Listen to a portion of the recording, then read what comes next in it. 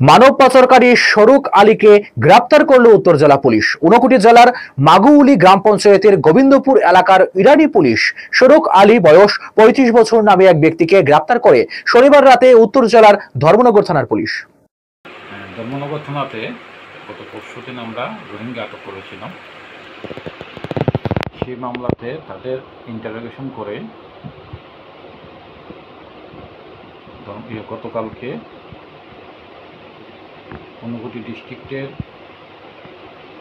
মাগুরুলি এলাকার দেবীপুর থেকে শরুক আলী নামে একজনকে আটক করা হয়েছে, যে তাদেরকে অবৈধভাবে ইন্ডিয়াতে প্রবেশ করতে এবং ধর্মনগরে এনে যে ওরা এই ইন্ডিয়ার বিভিন্ন জায়গাতে যাচ্ছিল সেই প্রসেসটাকেও সাহায্য করেছিল।